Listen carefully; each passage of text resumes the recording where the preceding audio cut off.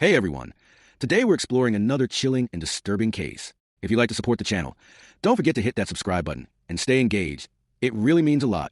I truly appreciate it. Now, take a deep breath and let's dive in. He kissed his kids goodbye, laced up his shoes, and stepped out for his usual morning walk, completely unaware that someone had paid to have him killed. But here's the cruel twist. The bullet that ended his life wasn't meant for him. A grieving wife, a deadly Craigslist ad, and a case of mistaken identity that turned a jealous fantasy into a real-life nightmare. Mark Withers, 42, was the definition of an all-American dad, a high school science teacher in Danville, Kentucky. Father of two, he loved astronomy, Sunday barbecues, and walking the neighborhood every morning before work. To the outside world, Mark's life seemed peaceful, ordinary, even. His marriage to 38-year-old Lauren Withers appeared strong. Churchgoers, community volunteers, the picture-perfect couple. But behind closed doors, secrets festered, and Lauren had begun to live a dangerous double life. On the morning of November 12, 2022, Mark stepped out just after 6:30 a.m. to grab his usual coffee. At 6:52 a.m., residents called 911 after hearing gunshots echo through Maple Street. Mark was found face down, shot 3 times in the back, wallet untouched. No signs of a robbery. It looked like a professional hit. But why Mark? And who would want him dead? Police questioned Lauren first. She was visibly shaken, crying uncontrollably, saying Mark had no enemies. But detectives noticed something off. Her grief felt rehearsed. Mark's phone revealed something curious. He had recently made several calls to an unfamiliar number late at night. The number belonged to Brian Palmer, a deacon at their church, Lauren's secret lover. Investigators subpoenaed Lauren's devices. That's when they discovered the Craigslist ad, buried under a burner email account. The ad read, "Need discreet help handling a dangerous situation. $15,000. No questions asked." The messages that followed were even more chilling, complete with vague instructions, a physical description, and a promise of payment in cash. But here's where the case takes a twisted turn. The person Lauren wanted dead wasn't Mark. It was Andrew Palmer, her lover's brother-in-law. She believed he was threatening to expose their affair and pressure Brian to cut ties with her. In Lauren's mind, Andrew was the one standing between her and the fantasy life she'd built in her head.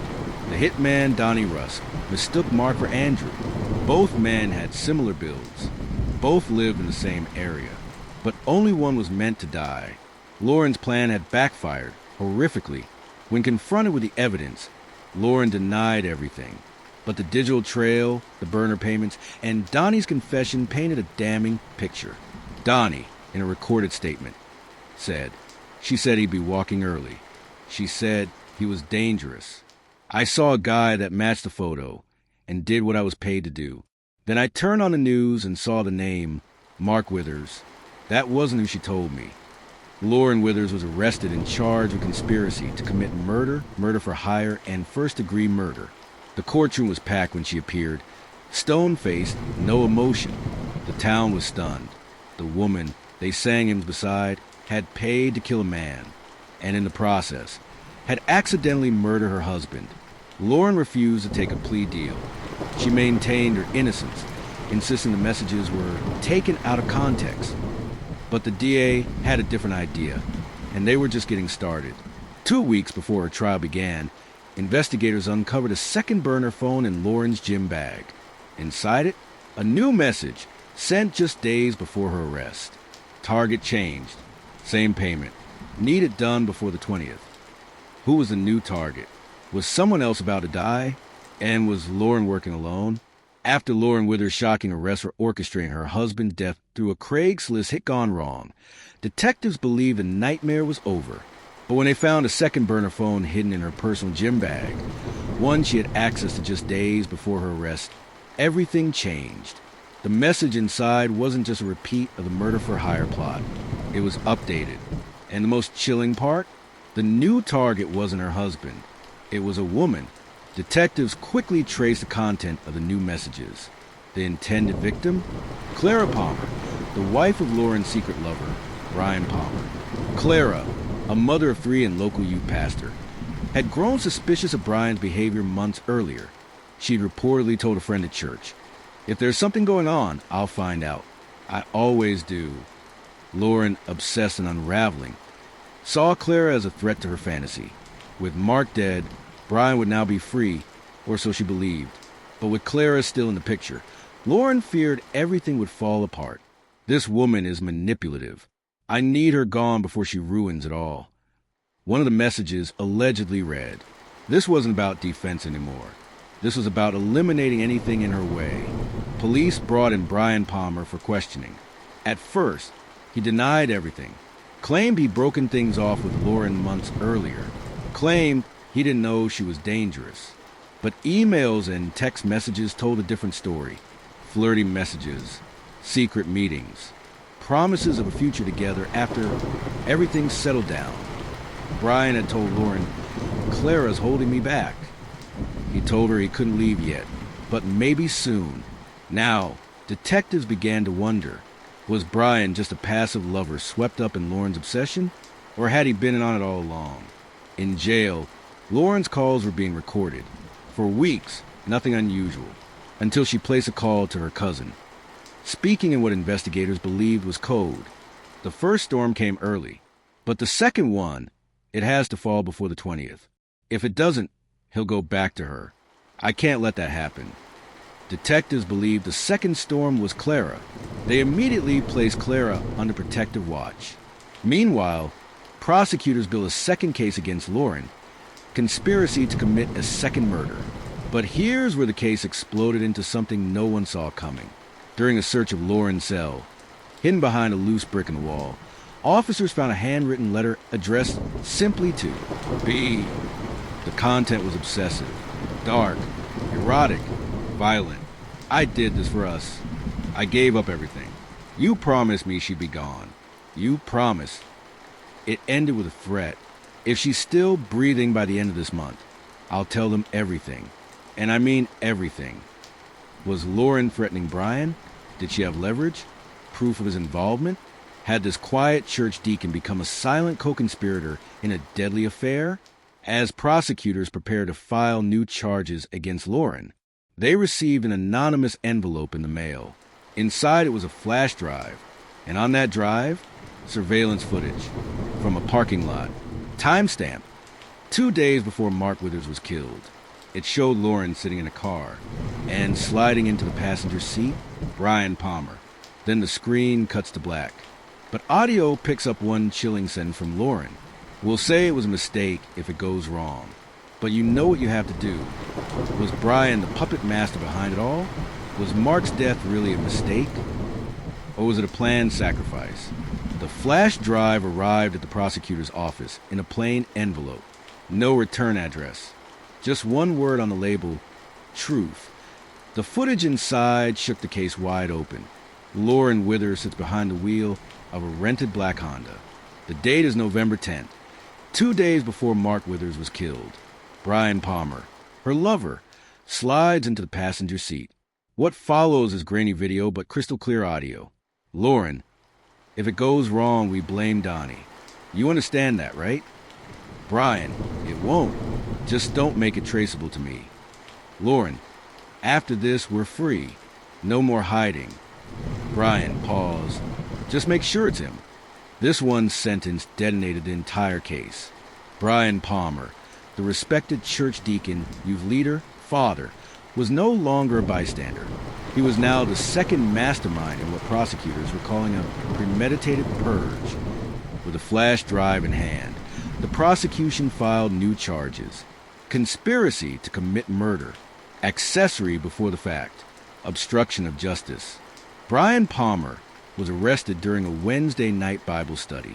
The congregation watched in shock as their beloved deacon was led out of the church in handcuffs. In custody, Brian denied involvement. "I didn't know she was actually going to do it. I thought it was just talk, fantasy stuff," he told detectives. But the evidence suggested otherwise. The texts, the meetings, the letter Lauren wrote from jail, threatening to expose him. And now, the flash drive. The courtroom was packed. National news outlets had picked up the story, dubbed the Craigslist love triangle murder. It was a case dripping with betrayal, sex, and murder for hire. Lauren and Brian were tried separately, but the evidence overlapped like a bloody fingerprint. During Lauren's trial, the prosecution painted her as obsessive and emotionally unstable, but strategic. She had used Craigslist to contact a known ex-con, offered payment in cash, and misled him with a vague physical description, resulting in the wrong man's death. But her defense had a surprise. They claimed Brian manipulated her, that he wanted out of his marriage, and pushed her into solving the Clara problem. Lauren's attorney read parts of the flash drive aloud in court. Just make sure it's him. The courtroom fell silent. Midway through Brian Palmer's trial, just when it seemed the jury might have quit for lack of direct action, Lauren dropped a bombshell. She requested to testify against Brian. On the stand, Lauren looked pale but calm, emotionless, like she'd made peace with her fate. Lauren: he said if I loved him, I'd make it happen. He said his wife would never leave him, and I'd always be the secret. I didn't want to be a secret anymore. The courtroom gasped. Prosecutor: did he know you were going to have someone killed? Lauren: he told me to find a way. I did, and now I live with that every second. Brian's attorneys tried to discredit her as unstable, manipulative, and desperate for attention. But when the Craigslist messages and burner phone calls aligned perfectly with Brian's travel records and burner app activity, his defense crumbled. But just as the trial neared its end, a court clerk made a startling discovery in sealed evidence logs. An unopened envelope, found in Lauren's storage unit during the first search, had never been submitted to court. Inside, a final letter, dated one day before the murder. Mark is not the only one. There are more.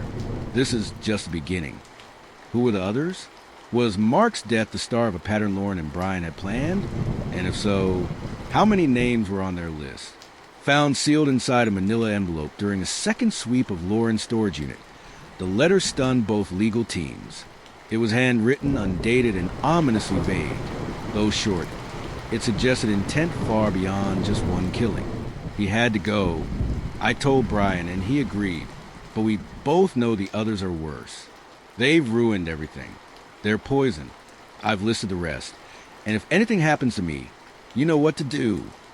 Taped to the back of the note, a folded piece of paper labeled Confidential, Phase 2.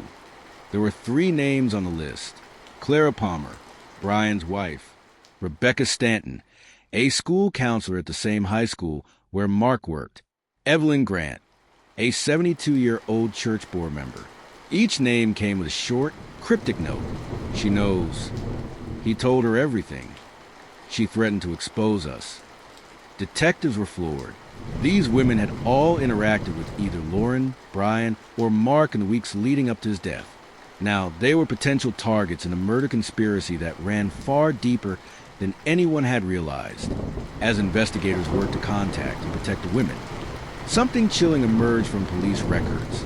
One of the names on the list, Rebecca Stanton, the school counselor, had filed a domestic concern report just 3 weeks before Mark's murder. In it, she described suspicious bruises on Lauren's youngest child, an urgent note that read, "Mother refuses to let the children speak. Husband seems unaware." The file had been escalated, but Mark was murdered before the school could act. Did Lauren know? And was Rebecca targeted to stop her from reporting abuse? If so, this wasn't just about jealousy. This was about silencing anyone who got too close. The third woman on the list, Evelyn Grant, had an entirely different connection. As a senior member of the church board, she oversaw finances and had recently raised concerns about missing tithes and donations, money Brian had secret access to. She reportedly confronted Brian weeks before the murder, saying, "You're hiding something, and if you don't come clean, I will." Now, Evelyn was terrified. Police placed her under protection, but it was too late for comfort. Evelyn confessed she had seen Lauren and Brian together, intimately, in the church parking lot one night after Bible study. She hadn't told anyone yet, but she'd written it in her journal. Had Lauren found out? 1 week after the Phase 2 letter was discovered, something violent occurred inside the women's correctional facility where Lauren was being held. At 2:14 p.m., During laundry duty, Lauren got into a physical altercation with another inmate. Witnesses said Lauren snapped after receiving an envelope during mail call. The inmate, a known informant, reportedly asked Lauren, "So what's phase 2? Still planning it from here?" Lauren lunged. Punches were thrown. Guards pulled her off, but not before the other woman had a cracked rib and a busted nose. Later, in the infirmary, Lauren was heard whispering to herself, "They think it's over, but they don't know who he really is." He. Was she talking about Brian or someone else? The final twist came days later, when Brian's personal laptop, previously encrypted and dismissed as clean, was cracked open by a cyber forensics expert. Inside a hidden folder was a collection of saved emails and audio files. One file stood out. It was dated 4 months before Mark's murder. In the recording, Brian is heard speaking to someone, possibly Lauren. "I've checked the policy. Double indemnity if it's violent. That's almost $500,000. You get the cash. We disappear. Start over." Another voice replies. "Then it's settled. He dies. We vanish." But the file had no clear ending. It cut off abruptly. No names were mentioned. No confirmation. Was it real or a dark fantasy? One thing was now certain. This wasn't a crime of passion. It was a business deal. A purge. A plan. And someone else was still pulling strings. After the audio files were extracted from Brian Palmer's laptop, investigators turned their attention to the financials. Mark Withers, the man murdered by mistake, had a life insurance policy worth $500,000. The beneficiary, Lauren Withers. But here's where it gets worse. The policy had been quietly updated just 4 months before his death to include a double indemnity clause if Mark died due to homicide, a clause added at Lauren's request and signed by Brian Palmer as a witness. They planned to kill Andrew Palmer, but when Mark died, Lauren still filed a claim. Authorities froze the payout immediately, but the question was clear. Did Lauren and Brian intend for Mark to die all along, or had Brian orchestrated the mistake? While investigators built their case, a cold lead from Brian's past reemerged, one no one saw coming. In 2016, Brian had been engaged to a woman named Melissa Crane, a fellow churchgoer in Missouri. They broke off the engagement under mysterious circumstances. Melissa was last seen 3 months later and has been missing ever since. Her case had gone cold. No signs of foul play. No body. But here's the shocker. Melissa's name was found in Brian's recovered laptop, in an encrypted folder labeled Red List. There was one file attached to her name. She threatened to tell. No choice. Was Melissa his first victim? Did Brian already have a pattern? Using charm, secrecy, and murder to escape accountability? Then came the turning point. In a surprising legal move, Lauren's defense team released a prison phone call between Lauren and her mother, recorded weeks before her trial. In it, Lauren breaks down. He promised we'd be together. He said all I had to do was fix things. I loved him. I didn't want Mark to die, but Brian said we'd be rich. He said he'd protect me. Now he's pretending it was all me, like I'm a monster. Her voice cracks. He used me, Mom. He used me to kill. For the first time, Lauren appeared remorseful, even frightened. Was she just a pawn or a partner gone rogue? Either way, the pressure was building, and someone was about to crack. Brian's second trial for conspiracy to commit murder and insurance fraud began under heavy media scrutiny. But halfway through, prosecutors dropped a final bombshell. An email, never deleted, sent by Brian to an offshore contact 2 days after Mark Withers' death. The window is open. Funds frozen, but she's clean. Push through Plan C if she talks. What was Plan C? Was Lauren marked for death too? Had Brian always intended a clean house once the money came in? Lauren was moved to protective custody. Prosecutors began drafting attempted witness tampering and second conspiracy to commit murder charges against Brian. And then, the twist no one expected happened. On the morning of what was expected to be the final day of Brian's trial, his attorney approached the judge with urgent news. Brian Palmer was missing. Security footage showed him leaving the courthouse the night before with permission to meet with counsel. But he never returned home. His ankle monitor? Cut. His vehicle? Abandoned in a Walmart parking lot. Inside the glove box was a single note. I told the truth. No one listened. So now I disappear too. Is Brian Palmer on the run? Or is someone else? Someone even more dangerous, erasing the last loose end? Within hours of Brian Palmer's disappearance, the FBI launched a statewide manhunt. His face was plastered across news outlets, social media, and digital billboards. Tip lines were flooded with sightings, but none credible. The last confirmed footage of him came from a truck stop security camera, where he was seen talking to an unidentified man in a gray hoodie. That man paid cash for a bus ticket heading south. Inside Brian's car, police found something unusual. Beneath the floor mat, sealed in plastic, was a Bible. Inside the Bible's hollowed-out spine was a tightly rolled piece of paper, a coded journal. Forensics and codebreakers got to work. It wasn't long before they cracked the cipher. Each entry was a dated account, short, blunt, emotionless. March 12th, L believes she's in control. She's not. The payout is the goal, not the girl. April 9th, M is suspicious. Might need to advance timeline. June 2nd, RS is a liability. Will leak if pressured. Add to backup list. July 4th, Evelyn still digging. Old but stubborn. Remove if trial goes south. This journal revealed that Brian had carefully calculated every step, including who to manipulate, who to threaten, and who to silence. The L in the entries? Almost certainly Lauren Withers. M, Mark, her husband. RS, Rebecca Stanton, the school counselor. Evelyn, the church board member. Lauren hadn't orchestrated the murder list. Brian had. And Lauren was just his puppet.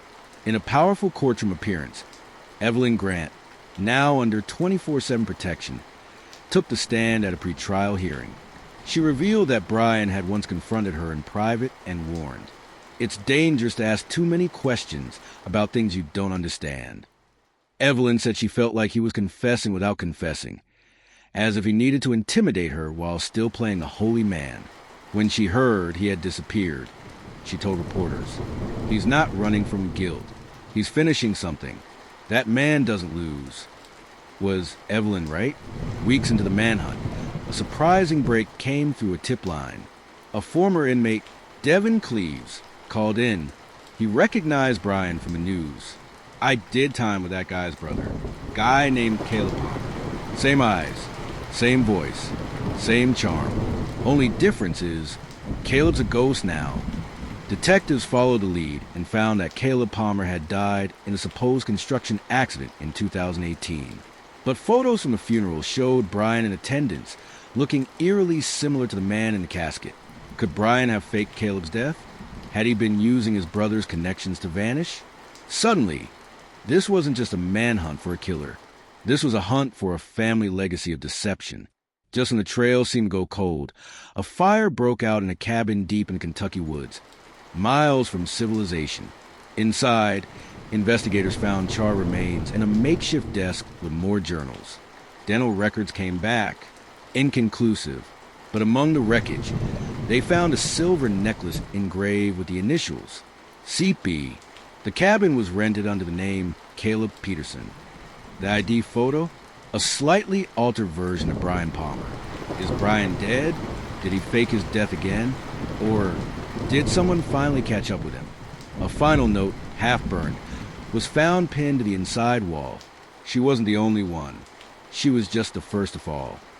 2 months after the fire at the cabin, believed to be Brian Palmer's last hideout, police received an anonymous tip pointing to an overgrown field outside Bardstown, Kentucky.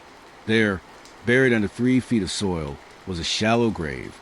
Inside, a woman's skeleton, her skull fractured, wrist bound. Next to the body, a silver chain with the initials MC. It was Melissa Crane, Brian's former fiancée, who vanished in 2016. A missing persons case gone cold, now suddenly reignited. Dental records confirmed it. The autopsy? Blunt force trauma to the head. Estimated time of death: spring 2016. just 3 months after Melissa confronted Brian about his financial lies. This wasn't just the first body tied to Brian. It was the first proof he'd done this before. Hidden inside Melissa's grave was something else. A waterproof pouch containing a USB drive. The drive was encrypted, but cracked within days. It contained audio clips, receipts, and screenshots from Melissa's final months. She had started compiling evidence after discovering that Brian had forged documents to gain access to her inheritance. The files revealed that she feared for her life. If anything happens to me, it was Brian. He told me once that no one would ever believe me, that he was too clean, too smart. But if you're hearing this, please don't let him disappear. Melissa tried to warn the world. No one listened. Back in prison, Lauren Withers was informed of the discovery. Her reaction? I'm not surprised.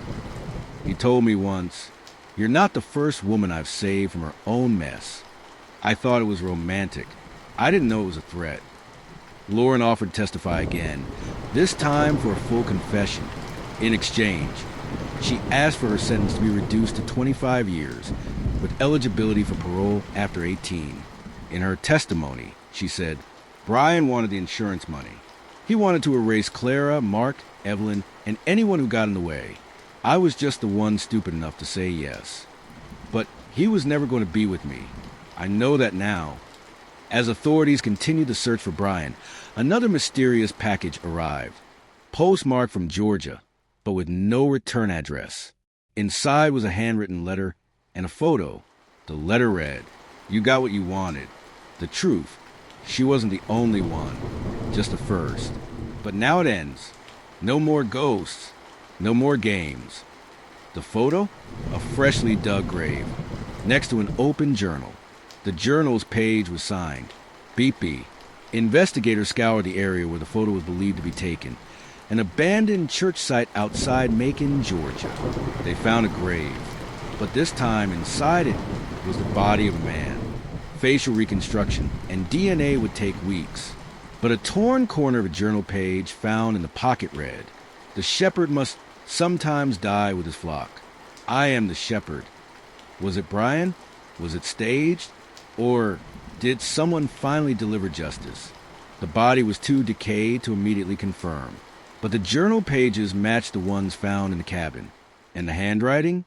A perfect match for Brian Palmer.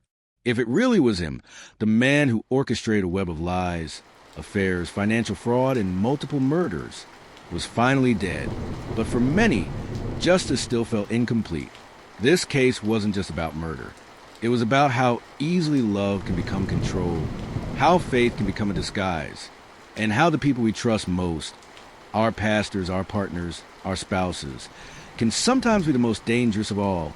A husband dead, a wife in prison, a lover vanished, and a truth that took years and 3 bodies to finally come out.